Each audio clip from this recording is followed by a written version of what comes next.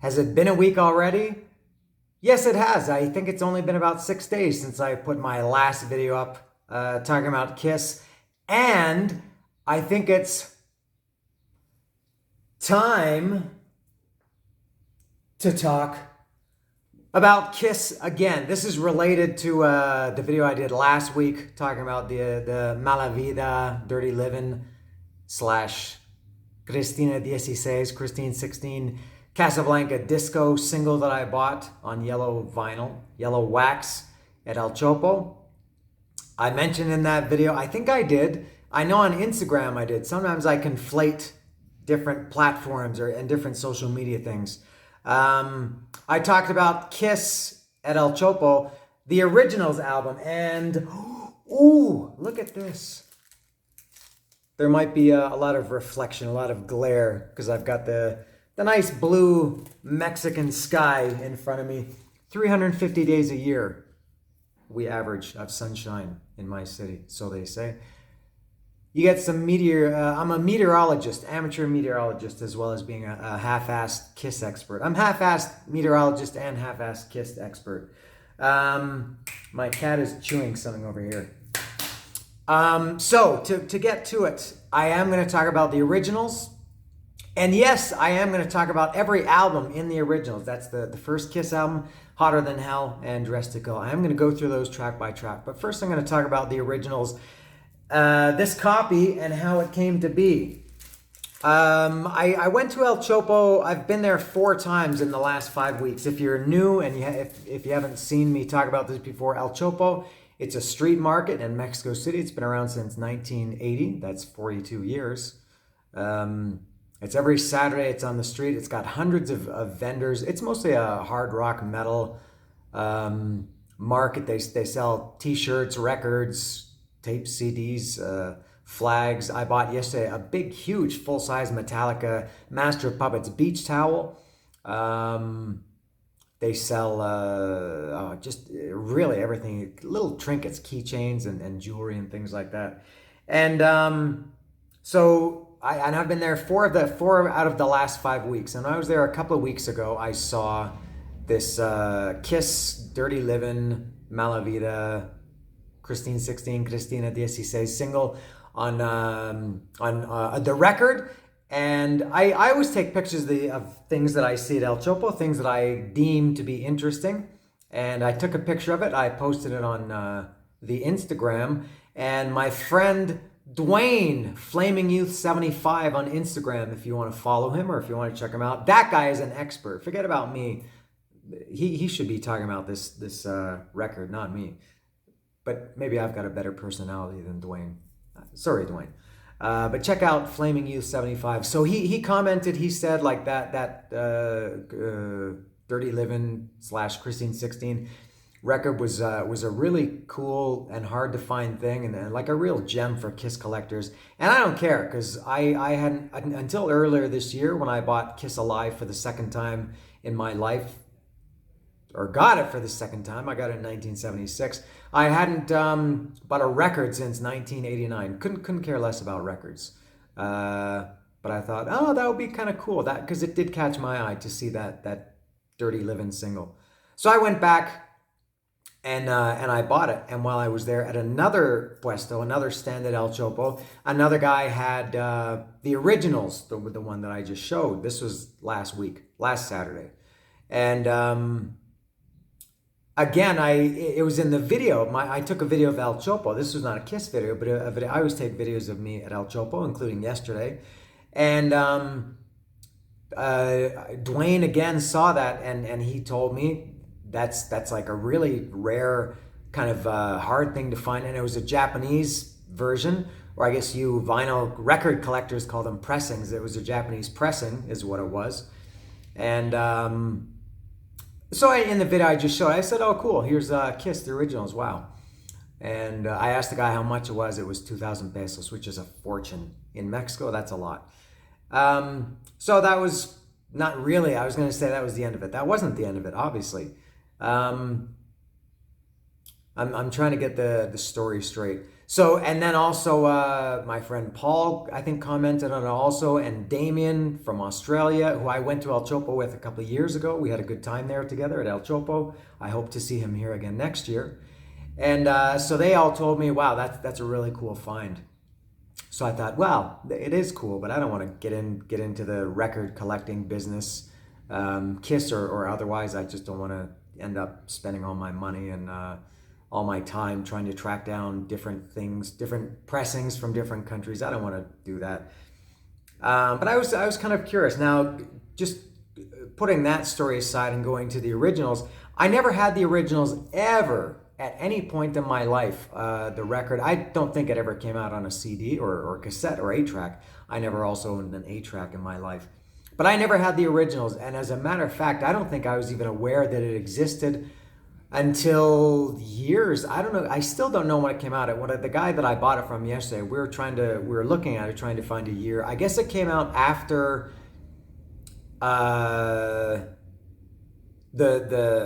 gonna guess after, as early as between Rock and Roll Over and Love Gun, possibly as late as after Alive 2. So 76 to 77, maybe early 78, I'm not sure.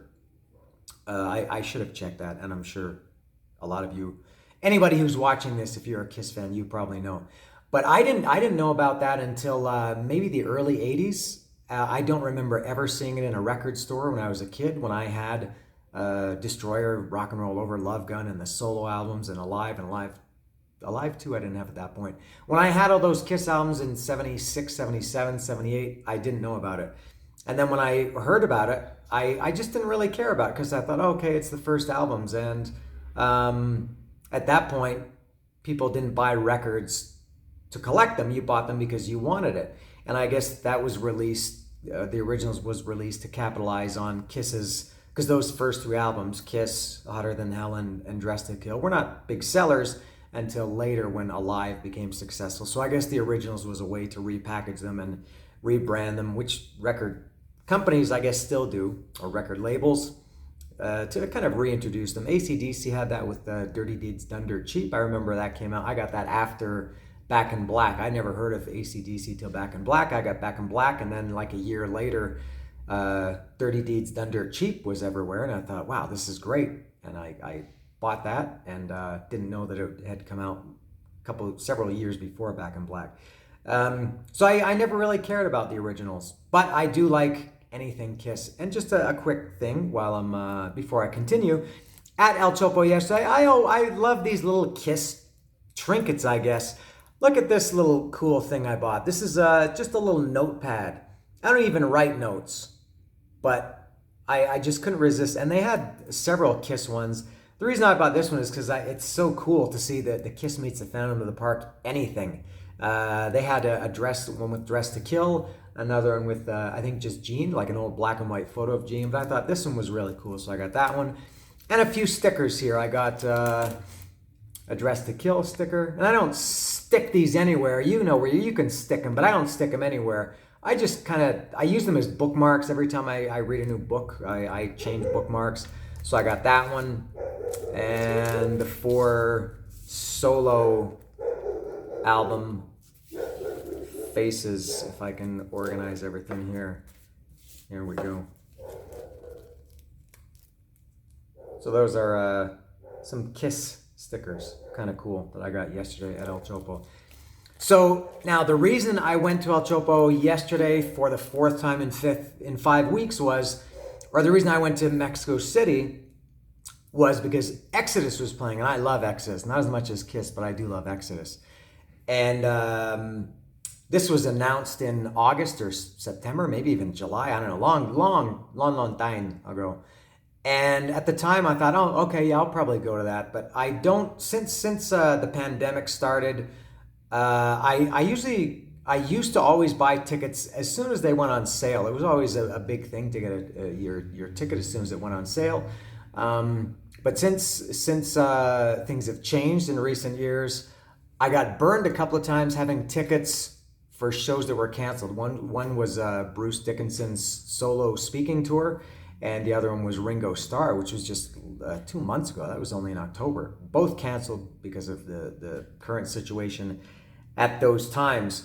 And you get your money back for your ticket, but you don't get your service charge back, which can be expensive, like 20, maybe even more percent of the price of the ticket.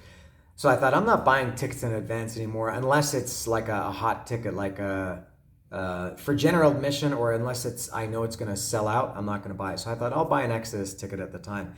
And I kind of forgot about it. And then I saw on Thursday a couple of posts on social media that Exodus was playing on Saturday. I thought, oh yeah, I think I'll go to that. And I can't resist, if I'm in Mexico City on a Saturday, I can't resist going to El Chopo. So even though I didn't really have a reason to go, I thought, oh, I'll go to El Chopo because it's a Saturday. Now, the reason that I bought this album, I'll show it again just as a reminder that it has not been forgotten, and I am going to talk about it and show it. The reason I bought it was I had a debt. I didn't have the debt. Somebody owed me a large amount of money. I won't say exactly how much, 4,000 pesos, but it was really a lot. And for a long time, I won't say how long the debt was extending for, 4.5 years, but it was a really, really long time. And out of nowhere on Friday, I think it was, I collected that debt. I got the money out of nowhere. Totally, I thought I was, not that I thought it was, I knew I would get it at some point. But I thought, oh wow, I have some money in my pocket. Maybe I'll take a look at that Kiss Originals. The guy wanted 2,000 pesos for it. And Dwayne, Flaming You 75 on Instagram, he told me, he said 2,000, that the 2,000 Mexican, that's a great price. But he said, maybe, and you can talk these guys down, sometimes a lot, sometimes a little bit, sometimes maybe not at all.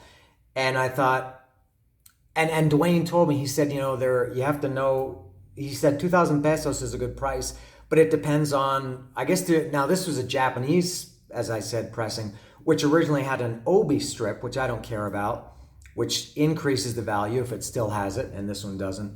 And it also came with a bunch of inserts. It came with a Kiss Army sticker, and some other things, which I will show because it does come with it.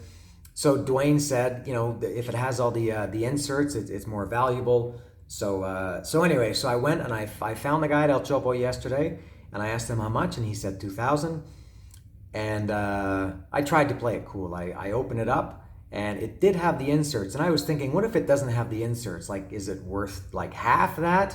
Do I even want it? Because I thought the inserts would be cool. And I was thinking, what should I do if it doesn't have the inserts? Like, should I just walk away? Like, should I even bother with it? And I thought, or what if it's in, bad condition or great condition? I don't know how this works. I'm not, to be honest, not much of a negotiator.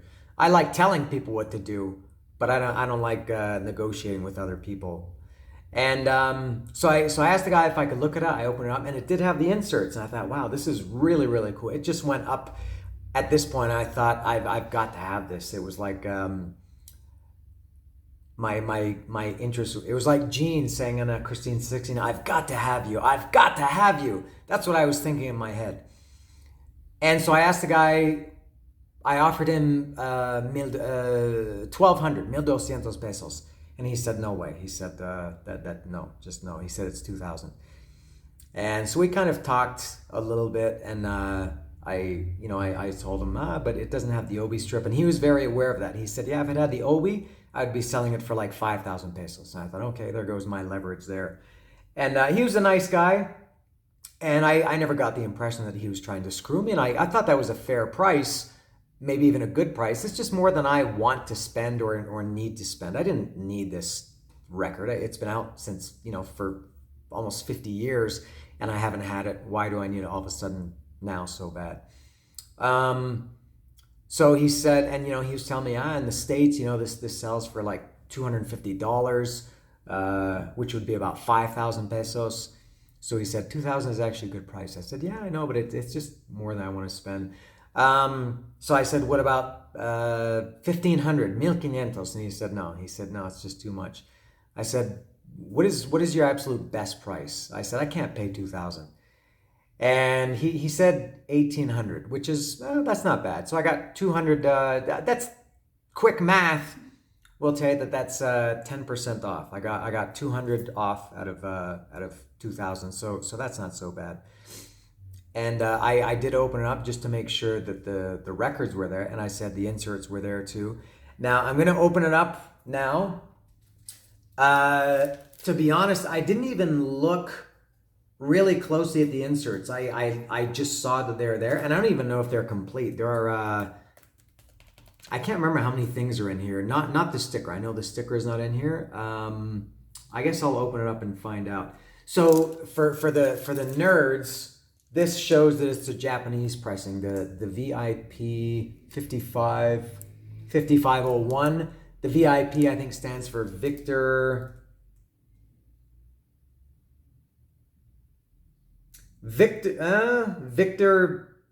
Industries Incorporated, or it says Victor Musical Industries. Now this one says manufactured and distributed by Casablanca Records, Sunset Boulevard, Los Angeles, California. But I'm not sure why it has that. I don't know, but apparently it's a Japanese pressing. And I'm going to open it right now. And you can see it as I unpeel, or peel, I guess. You don't unpeel, you peel. As I peel open the cellophane and gently remove it, and I'll put this, my cat is going to... Have you ever noticed that cats are really curious about everything? They have to stick their nose into everything, literally.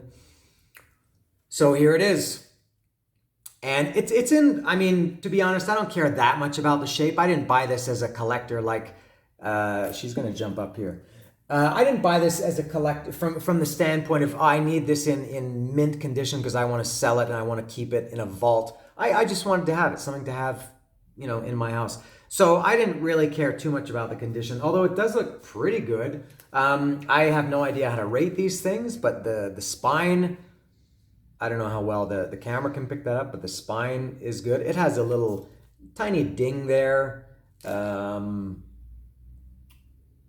don't know. It looks good to me. So this is my first real look at it. I just looked at it very briefly at El Chopo just to... All right, here, let me get these are the inserts. Let me get those out of the way and show the gatefold. Not much to see there. It says Kiss, and then on the other side it also says Kiss. What should I show first? The rec? No, let's show. I'll show the inserts, or let me take a look at the inserts. So these are, I guess these are cards. All right, it's got a picture of each of the four of them individually, and then a group photo in the bottom middle, and then obviously the Kiss Army there. And on the back, I guess the idea when you were a kid, I guess it was mostly kids buying these, would be that you would cut these, which is maybe why it's rare and hard to find a complete copy, because kids, when they got these, they cut them all up. And that's probably, I guess that's why the sticker is gone too. That's what my assumption was. And Dwayne confirmed that. When I was a kid, if I got this when I was a kid, I would have put that sticker on something right away. And probably would have cut these cards too. So there's some corresponding information to each card. What does this say? This is very 16 magazine stuff, which I used to buy all the time. It has their height. Oh, it has Gene. Okay, it says Gene is a vampire. All right, not a demon, but a vampire. Instrument, bass guitar. Height, it says to the top of his hair, 8'3". I'm not sure about that. I don't think his boots are 2 feet tall. Well, maybe including his hair. Length of tongue, 7 inches. Interesting habits: spitting blood, breathing fire, biting necks. Facts: Gene's tongue is insured by Freud's of London. I think that's supposed to be Lloyd's of London. Maybe Freud was like a mock insurance company. It says Freud's. It should be Lloyd's of London. For $1 million.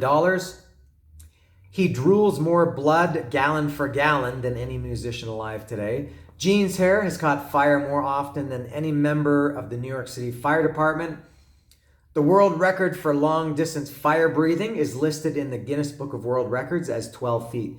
Gene can do 20 feet any day of the week. So even back then, these guys were full of shit. They lie now, and everything is exaggerated with these guys. I thought it was true for the longest time. Paul Stanley, his title is Love Object. Paul Stanley is the love object. Gene is the vampire. Paul is the love object. Instrument, rhythm guitar. Height in mid-leap. They measured in mid-leap, 10 feet. Interesting habits. Strutting, shouting out loud, leaping tall rock stars in a single bound. Facts. Paul smashed 205 guitars in 1975 alone. He purchased more LS6 Gibson Les Paul guitars last year than any other superstar. Paul can jump higher than any other human being who wears 7-inch heels. This is an interesting one. Paul is the only love object who loves as much as he is loved. Peter Criss, cat. Only cat. Not Catman, just cat. Instrument, drums. Height at peak of performance, 16 feet. That's on the levitating drum kit. Interesting habits. Lying in wait, prowling, curling up in corners. Oh, I would have loved this shit when I was a kid. I just read interesting habits. Facts. Peter's the first drummer in history to levitate an entire drum set. Peter's the only member of the feline family with any kind of rhythm. He was responsible for the first Kiss ballad, Beth. Peter's drums are the only ones of their kind in the world. They were made by Pearl drums to Peter's own design. Remember on the back of Kiss Alive, it said Kiss uses Gibson guitars and Pearl drums because they want the best. Ace Frehley. Ace is the only one that gets a nickname in quotation marks there. He's Space Ace Frehley, and his title is Interrestrial Being. Instrument, lead guitar. I remember when I was a kid, in the writing, the notes that they wrote on Alive, he wrote lead guitar. I thought it was pronounced lead guitar. I had no idea what lead guitar was. I remember thinking in my head that it was lead guitar.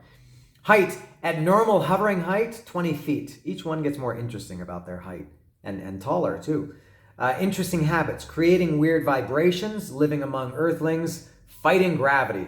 Facts, Ace plays the world's only smoking guitar.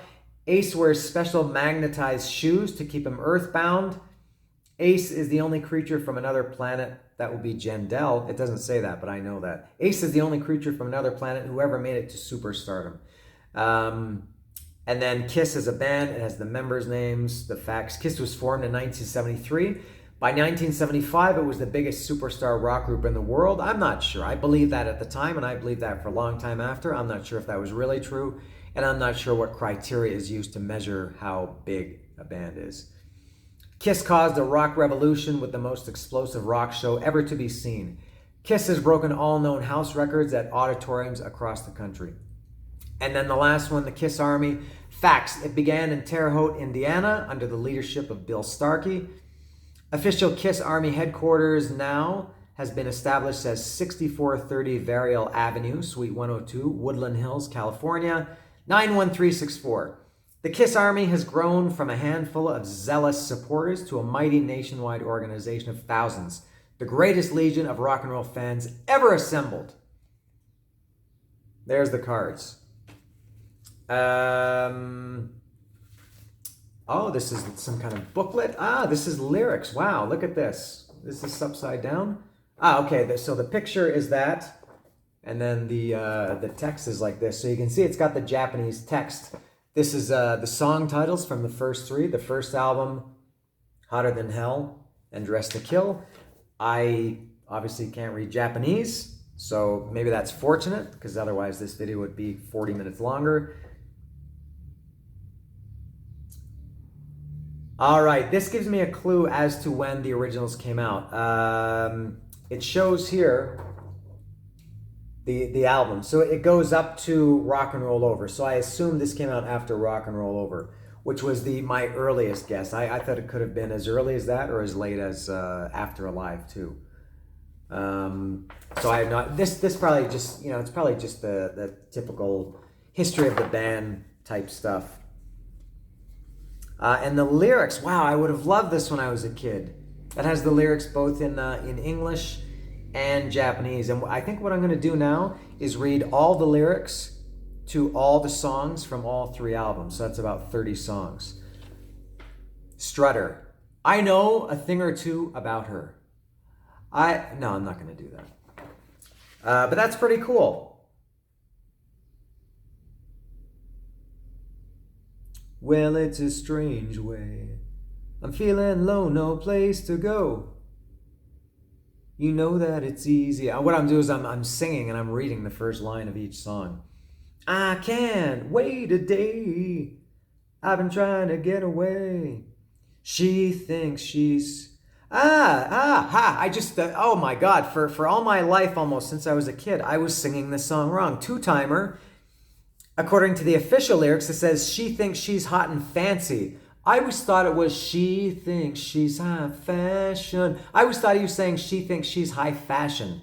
So it's she thinks she's hot and fancy. I'll never sing it like this. I'll continue my way. I can't change now. So pretty cool. And there's more lyrics on the back. So pretty cool so far. We got the cards and the lyrics. Now this looks cool. This is I do remember that flyer. This is seems to be about a 12-page booklet. That's the front and that's the back. I know that this is the front by the staples being on the left-hand side. And let's see inside. All right, I'll show every page just briefly. I'm going to sit down with this later today and read this. So it's got their history. A decent amount of text.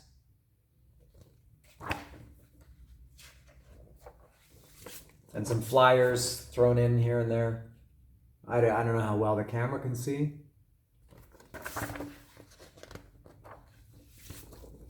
Some of these are classic photos that have been around in multiple places many times over the years. Just looking at it briefly, I think I recognize all of these photos so far.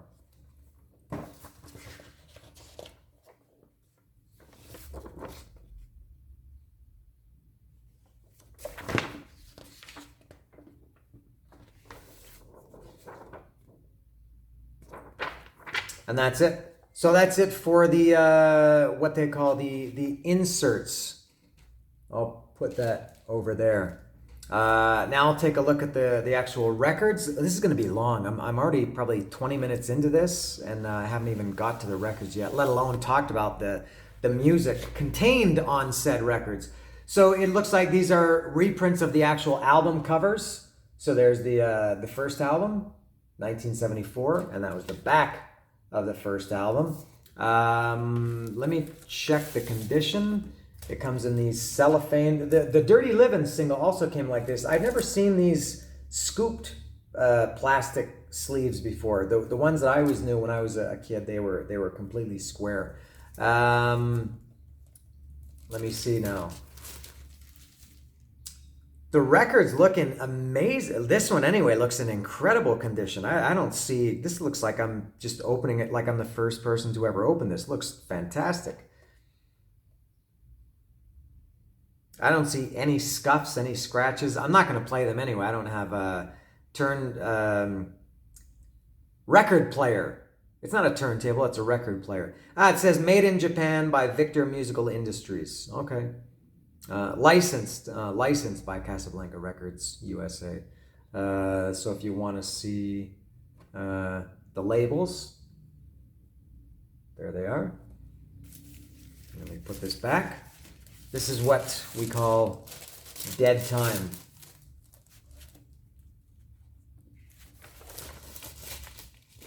As if it wasn't boring enough watching me take them out, imagine how boring it is watching me put them back. Next should be Hotter Than Hell. There it is, the original album cover. But obviously these are, I didn't mention, these are paper. These are not like cardboard like regular albums. And then there's the back. All right, and I assume the record is going to be the same color. Yeah, it is. The Casablanca desert color. They look amazing. I can read the run out. What does it say on the run out? No. I mean, I can see it, but there's no rhyme or reason to it. These look in fantastic shape. I wonder. I'm just wondering now. I wonder what the story is of this actual record, the actual copy that I'm holding it. How did I get to hold it? Who bought it? The guy who sold it to me. Where did he get it from? How many hands? How many owners has this had? Let me put this back. Where was it bought originally? When? By who? I would be interested to find that out. I would think even the dorkiest of Kiss nerds wouldn't be able to figure that out. All right, and then Dressed to Kill. This is I don't remember that cover with the outline of the Kiss logo around it. I don't remember that until like the 90s. I could be wrong. I don't remember it until the 90s. That doesn't mean it didn't come out earlier. And there's the back, the negative image. And again, same the Casablanca sand colored label. And same as the other ones, looks incredible. Like it's virgin vinyl. Excellent. Again, I don't care because I'm not probably going to be listening to it. Maybe my next step will be to buy a record player. But I guess if I'm going to have it, I guess it is nicer to have something that is in good condition than in shoddy condition. So I believe that's it for the unboxing portion. I'm very happy that I bought this. It has, I can see now it's a little bit embossed. It has a little bit of the you get that classic, the ring around it. My copy of Kiss Alive, my original one from 1976, has a really embedded embossing. Did I say that right? I'm very happy that I have this. I have no reason to listen to it. I listen to 99, maybe 100% of my music digitally, either through my phone, through ear headphones, or through my phone, through my Bluetooth. I have a stereo over here. But I'm very happy to have this. To have anything Kiss in my life, I'm very happy. Now I'm going to go through the records track by track, and I won't spend too long because I've talked about Kiss a lot, but I always like to talk about Kiss even more. So the first record, to be honest, none of these three, I never really listened to too many Kiss albums front to back, especially the first three, especially the first one. The first three I love. All of the 16 songs that are on Alive that were culled from these first three records, all 16 of them for me are better live than their studio versions. So, typically if I want to listen to these songs, I listen to Alive, which I do several times a year in full. So Strutter, the first Kiss song ever, I guess, at least on a record. The iconic drum intro. I know a thing or two about her. I love that song. I love all these songs. I'm going to be very repetitive for this. Nothing to Lose. I talked about this, I think, when I did the if you're interested, I did a video in the summer with Jason McMaster from Dangerous Toys and Broken Teeth and Watchtower and Igniter and Evil United and Cassius King. And I did that with him and Chris McClernand from Saigon Kick and the Kiss cover band called Cold Gin with Tommy Thayer and Daniel DK from Exciter. And we talk about Alive. And I mentioned that nothing to lose. It's nothing with apostrophe. Nothing to lose. For me, that's Peter Criss's. I guess it's a Gene song. Gene is singing the verses, but Peter sings on the choruses. That's Peter's, for me, his biggest moment in Kiss. That he owns that song. For me, that song, Nothing to Lose, that's all about Peter Criss. He just screams in that song. Amazing. I love it. Firehouse, that's one of Lilia's favorites. That's my ex-wife. That's maybe even her number one.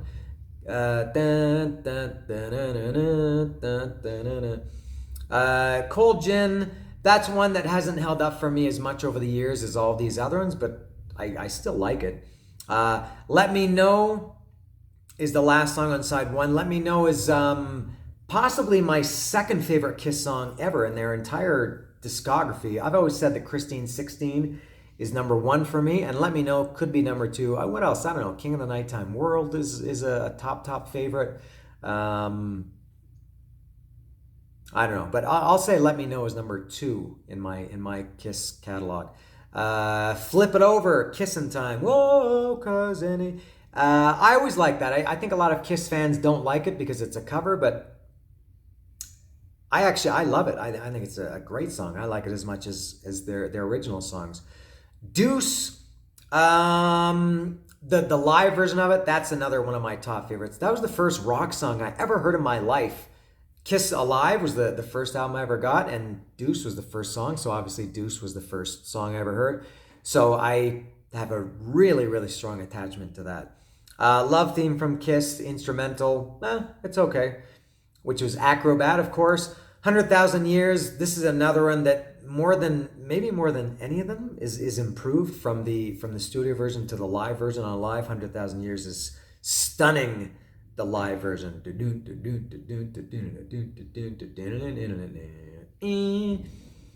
And Black Diamond, that's another one that's much better live. Oh yeah, that's how Paul introduces it on a live. And I think Black Diamond it's not even close to being one of my favorite Kiss songs, but I know it ranks very high amongst soldiers in the Kiss Army.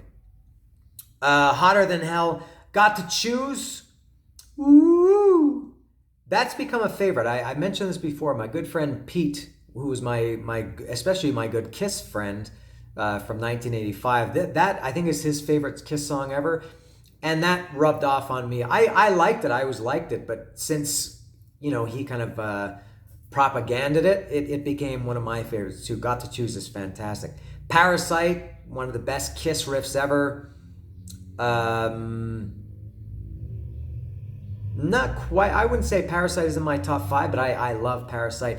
Going Blind. Oh man, what a great song. I didn't really know about this one until later because all the songs that from these three albums that weren't on Alive, I didn't know them until I got these three albums, which was after I got Alive or after I got like Love Gun. I had in order, I guess I got them Alive and then Destroyer, Rock and Roll or Love Gun. And then I got these first 3 years later. So I didn't hear Going Blind until I'd been a Kiss fan for years before I heard Going Blind. Love it. And there is no live version, so there's nothing to compare it to. So maybe that's why I like it so much too. Hotter Than Hell. The studio version to me drags a little bit. It's a little bit slower. It doesn't have the energy or the oomph that the live version has. But still a great song and great solo. That's not the solo. That's just the part that I felt like singing. Let Me Go Rock and Roll. That could be Lily's number 1 or 2. That and Firehouse, I think, are her top 2. And also X-Ray Eyes. She loves X-Ray Eyes. Side 2, All the Way. Another one. I remember when I first heard this song in probably around 1980. I think I got Hotter Than Hell. I think it was the first one I got of these first 3. My cat is going to get into these. I remember loving All the Way and still do. That's a strange one that they never played that ever. They played it once or twice when they did that tour in 2003 or 2004 where they played some rare songs. I think they played All the Way once for sure because I have a copy of it, and maybe a couple of times. But that should be a great live song. It's a live song. It's very rockin'. It's got good energy, catchy, fantastic. Watching You is also in my top 5 for sure, especially again the live version. That's another great Kiss riff. And Anthrax did a great cover of that. Oh, I love Watching You. Mainline is that my favorite Peter Criss song? It could be. I like Mainline. Well, he had like one, and I like it better than Strange Ways, which is the last song on this album. But I like Mainline a lot. Mainline, baby, won't you give it to me one time? Horrible lyrics, though. I'm needing some lovin'. I'm hot like an oven. It's so true. That's really bad. Coming Home, that's like all the way. When I first heard this album, Coming Home was one of my favorites right away. I hadn't heard it, so it existed for years before I heard it. Love it, and then that love for Coming Home was reinforced when they did it on the MTV Unplugged. They opened with it, amazing. And then Strange Ways. I know this is a favorite amongst Kiss fans. I don't like it that much, and I know it's considered by universally, almost by every Kiss fan, to be Ace's best solo.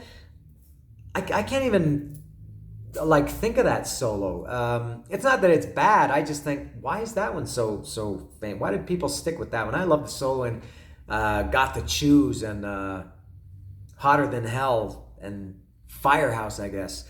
But Strange Ways, again, maybe because they never played it live. I never embraced it like some of these other ones. So now on to the last one, Dressed to Kill. Dun-dun-dun-dun-dun-dun. Room Service.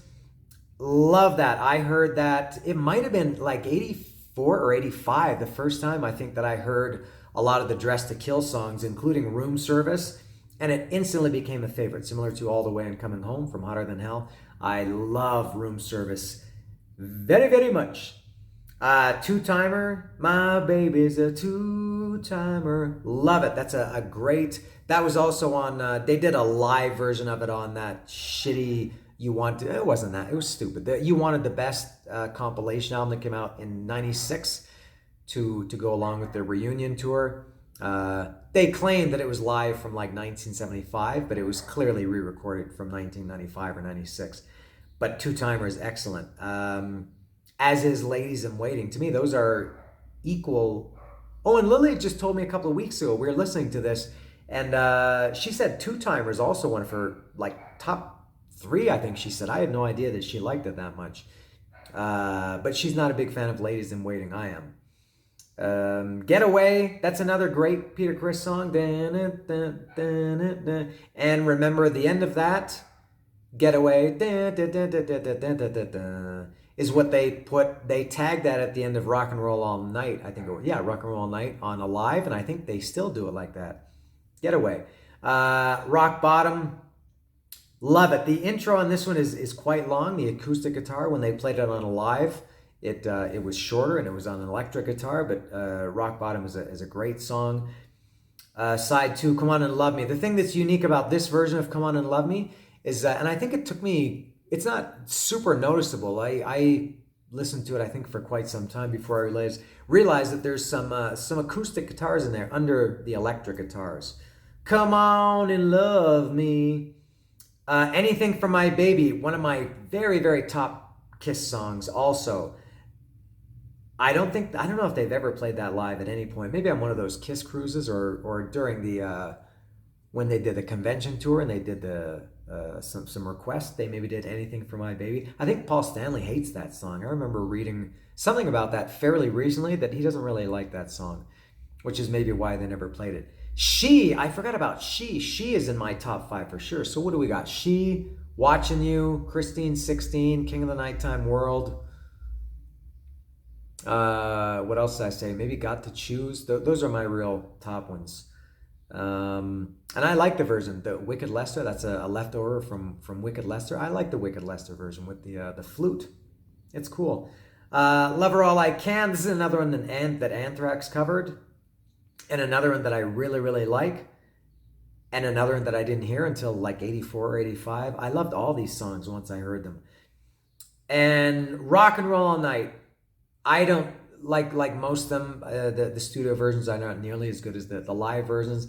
And I'm very, very tired of hearing Rock and Roll All Night. I don't think I'll ever, in my life, ever again think to myself, I want to listen to Rock and Roll All Night. I have a craving for Rock and Roll All Night.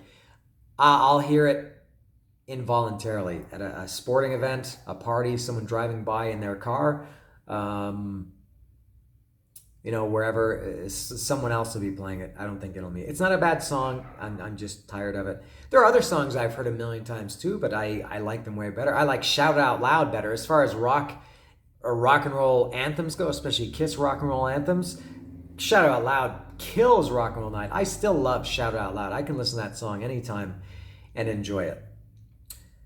I do believe that is all. My cat behaved herself. Good girl. She didn't chew anything. She didn't scratch anything. She's behaving. She's with her daddy, which she always likes. So there we go. Kiss the originals. Thanks to or blame to Dwayne Flaming U 75 for getting in my ear or in my mind about this. I would have more money in my pocket today if he and also Paul and Damien hadn't told this. And I hope I don't. I think I've kind of decided that I will buy the occasional Kiss. I will never ever, mark this down, I won't buy any records ever by anybody except Kiss. Not all the bands that I love, only Kiss I would ever buy another. And I'm not saying I'm going to, but if I saw something interesting or cool, I would buy it. I'm not going to collect different, editions or pressings from different countries. I'm not interested in that. But just if there's something that's cool or unique or that stands out or something I'd never seen before, something interesting, if the price is right, then maybe I will buy it. But I hadn't bought a record since 1989, and now I've bought I bought 4 now, and they've all been Kiss. 2, I bought an Alive, brand new from 2014. It was new and sealed. There's a video of me opening that, just like this. And then I bought a Mexican version of Kiss Alive a few months ago, and then bought the Mala Vida Dirty Livin' Christine 16 single, and now this. So that's it. I think that's all for today. I mentioned I was at and you know what? When I have the guy that I bought this from at El Chopo yesterday, it was kind of funny. I mentioned that I went to see Exodus last night, which was raging. Oh, what a band Exodus is. Maybe the best thrash band there is. He was behind me in the line waiting to go in. Kind of interesting. Or not. I thought it was interesting. Hey, you're the Kiss guy. So that's it for Gene, Paul, Ace, Peter. My favorite band ever. I'm going to say it again and again and again. Thank you for watching. If you stuck to the end, especially thank you for watching. And I think that's all. It's Sunday. I'm going to go watch some NFL. Thank you again for watching, and see ya.